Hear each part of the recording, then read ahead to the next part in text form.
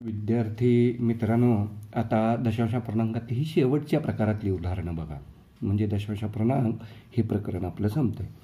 आता बघा, नमुना उदाहरणं मी समजून सांगतो, व्यवस्थित लक्षात घ्या. 0.195 गुणिले 100. आता काय करायचं लक्षात ठेवा, 100 गुणलं, 10 गुणलं तर 1 पुढं न्यायचं. 100 गुणलं 2, 1000 गुणलं 3. म्हणजे 100 गुणणे म्हणजे गुणाकारामध्ये 2 दशांशस्थळं उजवीकडं सरकवायची. 100 10 असतं तर 1 आणि 100 गुणलंय म्हणून 2. म्हणजे दशांशस्थळ कुठं जाईल? 19 नंतर.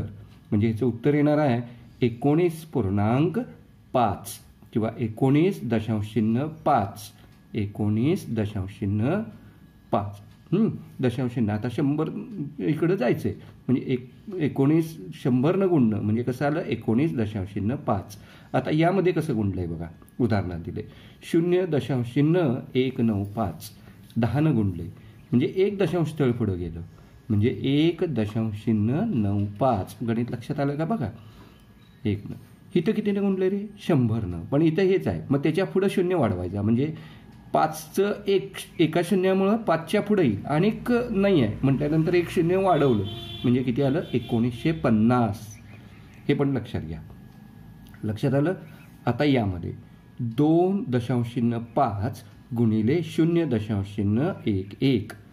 आता पहिला काय करायचं तुम्हाला सांगतो, आहे असा गुणाकार करायचा. सरळ 25 गुणिले 0.11 ह्याचा गुणाकार करून घ्यायचा. किती येतो रे गुणाकार? 0.0275 गुणून घ्यायचं. 25 गुणिले 0.11 उत्तर किती येते? 0. लक्षात ठेवा, सरळ गुणाकार केला की त्यानंतर काय करायचं, जेवढी दशांश आहेत 1 2 3 तेवढी दशांश इकडून द्यायची.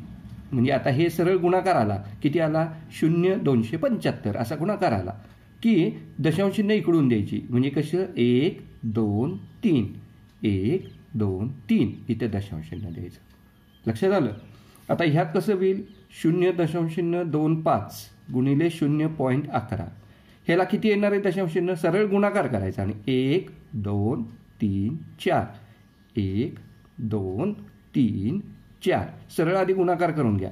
0.25 गुणिले 0.11 सरळ आपल्या नेहमीच्या पद्धतीनं गुणाकार करून घ्या आणि असे चिन्ह द्या. इथं किती येणार रे?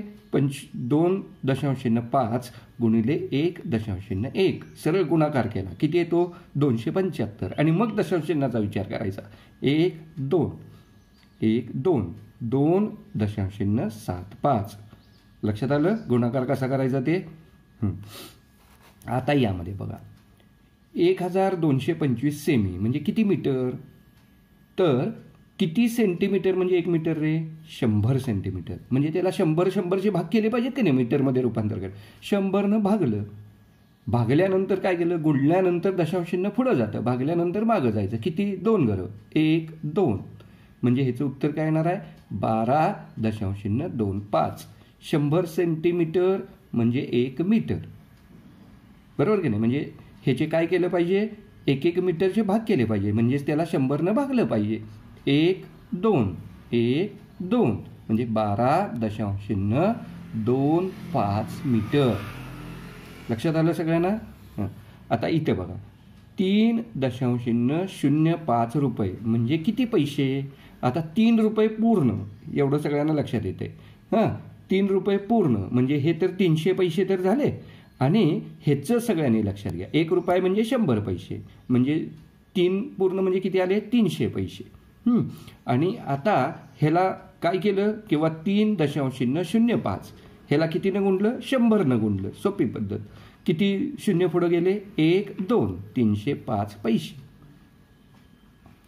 3 रुपयाचं पैशामध्ये रूपांतर करायचं. हे रुपये आहेत मोठे आणि पैसे 1 रुपये म्हणजे 100 पैसे. म्हणजे भागायला केव्हा पाहिजे? आता सेंटीमीटरचं मीटरमध्ये रूपांतर करताना भागायला पाहिजे आणि रुपयाचं लहान पैशामध्ये करायचं आहे. त्यावेळेला त्याला काय केलं पाहिजे? रुपयाचं पैशामध्ये रूपांतर करायला पाहिजे. म्हणजे त्याला काय केलं? गुणले. 2030 ग्रॅम बरोबर किती किलोग्रॅम? काय करायला पाहिजे रे? भागायला पाहिजे का गुणायला पाहिजे? यामध्ये भागलं पाहिजे कारण ग्रॅमचे किलोग्रॅम करायचे की 1000 ग्रॅम बरोबर 1 किलोग्रॅम. बरोबर की नाही. मग 2030 ग्रॅमला 1000नं भागलं पाहिजे. 1 2 3 2.003 किलोग्रॅम. बरोबर ना. 75 मिनिटे म्हणजे किती तास. आता 60 मिनिटे म्हणजे 1 तास, म्हणून 75 मिनिटे म्हणजे 1 तास 15 मिनिटे. आता 15 मिनिटाचं तासामध्ये रूपांतर करावं लागेल, हे लक्षात घ्या. म्हणजे इथं सगळ्यांनी दिलं तर तासामध्ये रूपांतर करावं. एक तास तर पूर्ण झाला. आता राहिलेल्या 15 मिनिटाचं तासामध्ये रूपांतर करताना काय करायला पाहिजे, त्याचं मिनिटाचं तासात रूपांतर करताना त्याला 60नं भागलं पाहिजे. 15 एके 15, 15 चोक 60 म्हणजे 0.25 तास, म्हणजे 1.25 तास. 75 मिनिटे म्हणजे 15 मिनिटे 60तला पाव भाग म्हणजे 0.25. हे पण लक्षात घ्या. आता हे असं गणित आलं तर तोंडी सुद्धा जरा विचार करून केलं पाहिजे. 1 तास तर पूर्ण आणि 60तला पाव भाग म्हणजे 0.25. 30 मिनिटे म्हणजे लक्षात ठेवा 0.5 तास.